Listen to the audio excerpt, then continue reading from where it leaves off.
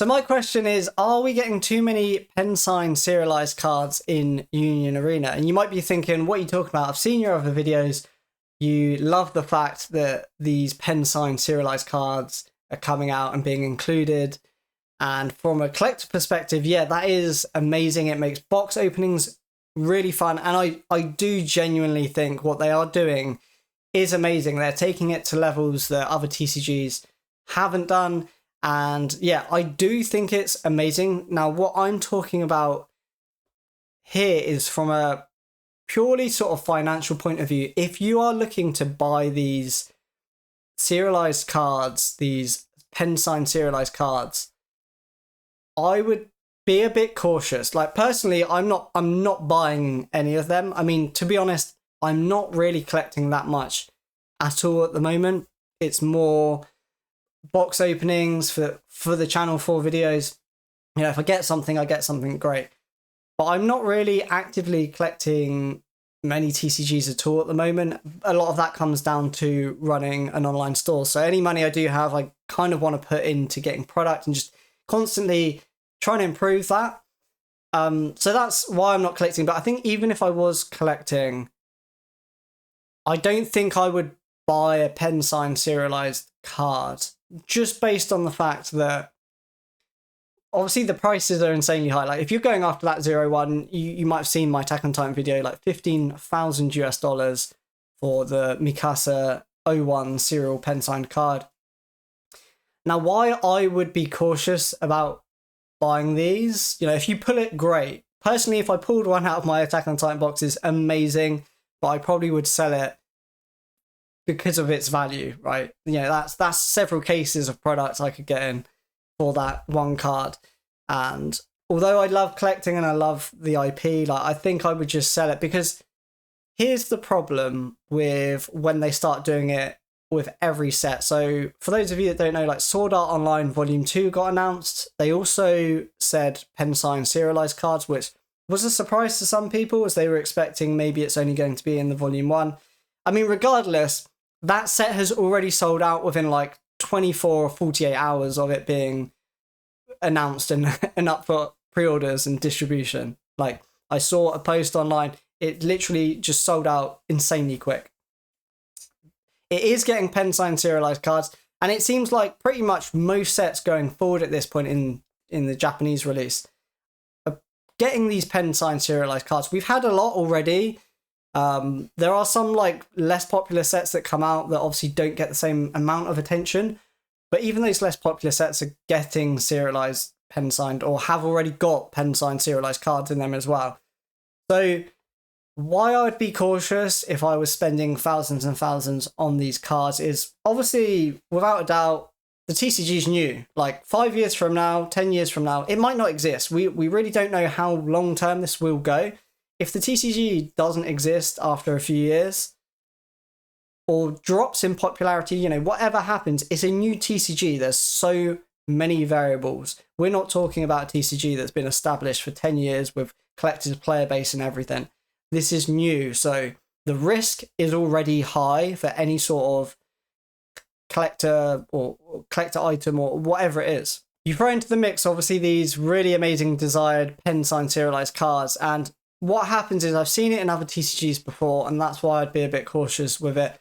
When these pen sign serialized cards first hit Union Arena, that's when you saw tons of more interest in Union Arena. Like, I'd say prior to that, Union Arena sort of struggled for a little while.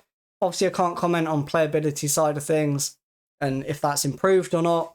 I feel like I heard some people say online that maybe it has gotten better, but yeah, I really don't know. But from a collector only perspective, like, they introduced pen sign serialized cards and then it blew up, and that's quite common. Like, for when a TCG introduces something new, especially if it's like serialized cards. Not only that, obviously they're pen signed as well, so they've taken it like so far to another level that it's brought so many people into it, and that seems to happen when that is new, because at that point you don't know, like, is, you know, Sword Art Online Volume 1, are they only going to pen sign and serialize the first set, the Volume 1? You know, are they only doing selective sets? Is it only going to be like certain sets every year, or is it going to be every set? Obviously, from this point, it looks like they're trying to do every set, to be honest. And the risk with doing it with every set is you oversaturate the market with these pen signed serialized cards.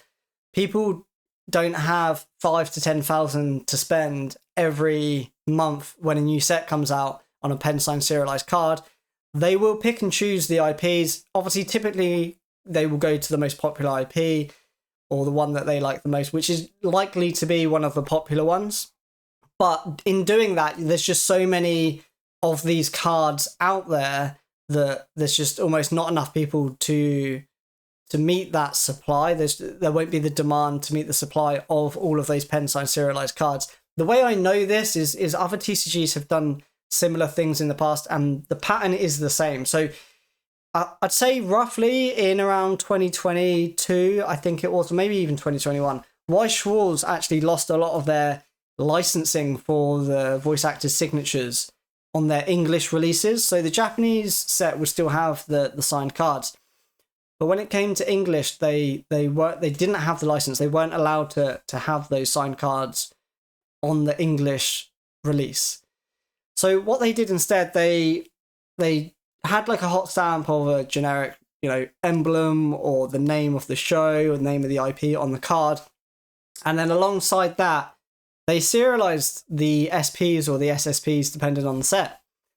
When that first happened, that blew up, right? So I think Sword Art Online was one of the first few that actually got these serialized cards. And because it's Sword Art Online and always seems to do really well in a TCG release, the prices were extremely high. I mean, the prices were pretty much the same as what they are for Union Arena pen signed serialized cards.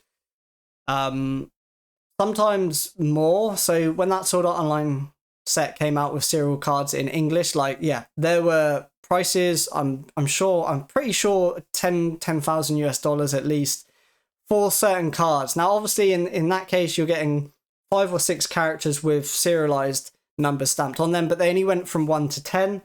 So you probably had about 50 to 60 serialized cards in that set. And then obviously people are going to want the chase character rather than the less desired ones. They're still going to hold value, just nowhere near as much as like the Asuna 01 or whatever. But what happened with that is that obviously went really well and prices were going crazy. But they had this issue for a while. They had this licensing issue for a while, which meant that quite a few sets would come out with these serialized cards. And what happened was you started to get more unpopular sets come out with serial cards in them.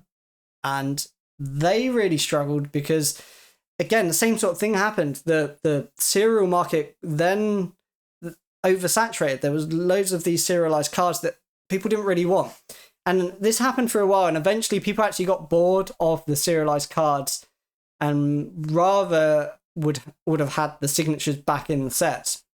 You can tell this because Bunny Girl actually had a set come out in English, a new set come out in English that had serial cards in it. Right, and Bunny Girl is one of the most iconic sets and cards in Weiss Schwarz. I feel like when that came out, people weren't that fussed on it. Don't get me wrong, those serialized, cards still held value, but it wasn't the same. It didn't feel like the same reaction to when Sword Art Online came out with serialized cards, and it was maybe the first 2 or 3 sets to have got those serialized cards in Weiss Schwarz. It was like people were actually disappointed that the Bunny Girl set didn't have signatures and had serial cards instead.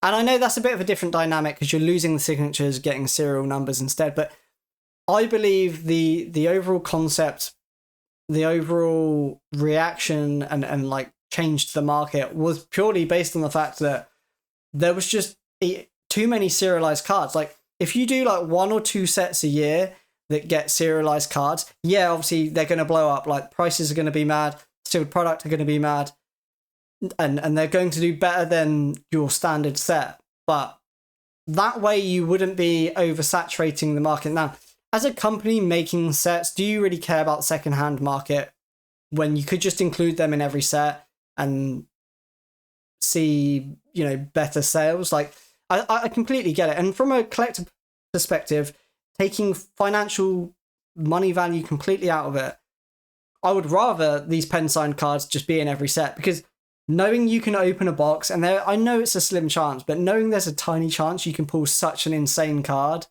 a pen signed card with a serial number on it, I think it is amazing. I think they should keep doing it. I guess this video is more just a word of caution if you're looking to buy these serialized cards. Personally, if they're going to be making them for every single set, or they're going to try and do that, and there's going to be lots of them out there, I think they will come down in price. I think it's going to be typically very similar to most TCG releases. Like the set comes out, does really well, prices go up, and then actually after some time, and you know, everyone's focusing on these new sets that have come out, prices drop off a bit. But personally, if I had to guess, my opinion would be that these serialized cards will drop off in price. And I know there's an argument there that, well, if the TCG keeps growing, you know, if it gets bigger and bigger and bigger, English comes out, gets even bigger, and just more and more people get involved over, you know, the next 5 years, and it just constantly gets better, then obviously these early pen signed serialized cards are probably going to hold a lot more value compared to ones that would be coming out 5 years from now if it's 10 times the amount of people in the TCG. Like, I get it, there is that, but it just seems extremely risky. Like, extremely risky. It's a new TCG and they're doing this for every single set. Like, what's to say that, you know, they do a volume 2, like same as Sword Art Online, they do a volume 2, there's more pen signed serialized cards. I know typically maybe people are going to desire that first volume set more, but it just seems, yeah, to me it just seems like a lot of risk, especially when you're spending like thousands and thousands and thousands, 10, you know, 5 figures in some cases for these cards. I think it's more likely that they hold a high premium as soon as they come out, as soon as they surface, and then over the course of the next few months or year that potentially they drop off in price. Maybe they come down 50% because there's just going to be so many expensive pen signed serialized cards that there's just not enough people out there to meet that supply. And then you're going to have like these like less popular sets that will have these cards as well, and it just seems like exactly the same thing that happened in Weiss when serials came out there. Same thing that's happened, I think, with other TCGs when serials come out. If they make too many serials, it just devalues the overall serial card and the whole concept of it, because there's just so many of them. But overall, like, what they're doing, I do love it. I do think it's amazing. It's just, if you were investing and picking these up, personally, if I pulled one, even if it was some set that I really, really liked, a character that I really, really liked, obviously I would just lose my mind and think it, you know, admire it and enjoy that moment. But I think I would have to think financially, given that I'm trying to run a store as well. And I think personally, maybe I'd grade it and sell it. Maybe I'd just sell it raw. I would probably sell that card. And if it was a card I really liked, I would sell it in the hopes that, personally, my opinion is that it's quite likely to drop in price. Maybe I can sell it and just buy it back a little bit cheaper 6 months from them. You know, that's the way I would look at it. But then at the same time, it's because I would want to invest that money in the store and things like that. But yeah, that's just my thoughts. I'd be really interested to know what you guys think. So just let me know down in the comments what you think about that take. Is it a hot take? Is it a trash take? Let me know what you guys think. As always, I hope you enjoyed the video. Thank you very much for watching. Click like and subscribe if you haven't already, and I'll see you in the next one.